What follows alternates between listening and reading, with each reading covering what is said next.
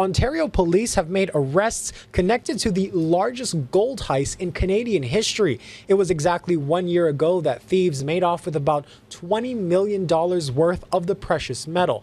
They also got away with $2 million cash from Toronto Pearson's airport. CBC's Marianne Demain has the latest. This was an extensive investigation, not only involving police in Canada, but also in the United States. And now 1 year later, at a news conference this morning, investigators revealed that they have now arrested 9 people, including someone who used to work for Air Canada, as well as someone who works at a jewelry store. They also announced that they have 3 Canada-wide warrants for 3 more suspects, including someone who is a manager with Air Canada. They also revealed details on how they believe this heist was pulled off in the first place. And here's what we know. $20 million in gold bars and $2 million in foreign currency was flown in from Zurich, Switzerland to Toronto on board an Air Canada flight and then loaded into a storage facility on the afternoon of April 17th of last year. On that same afternoon, police say the suspect truck reversed into the loading dock. A fraudulent document from an unrelated delivery was printed off within Air Canada's cargo facility and was given to an attendant to access the cargo. With the help of a forklift, the gold and cash were then loaded onto the truck, which then drove away.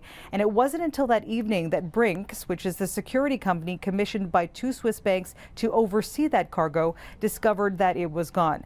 Police say that given the employment information of some of the accused in this case, they believe this was an inside job. Because of their position within Air Canada, in my opinion, yeah, they needed people inside Air Canada to facilitate this theft. Now, so far, 90 grand of the $20 million of pure gold has been recovered in the form of bangles. $430,000 has also been recovered, along with 65 firearms. The arrests were the result of Project 24 Carat. That was a joint task force with Canadian and American law enforcement. But this is a much larger investigation because officials now also believe that this heist is connected to a weapons trafficking ring.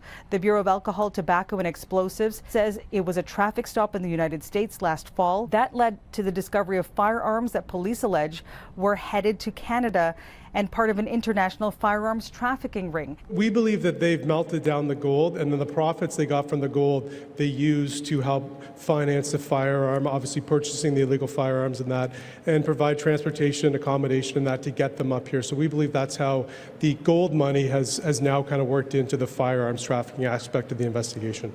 Police say the investigation is ongoing. Marianne Demain, CBC News, Toronto.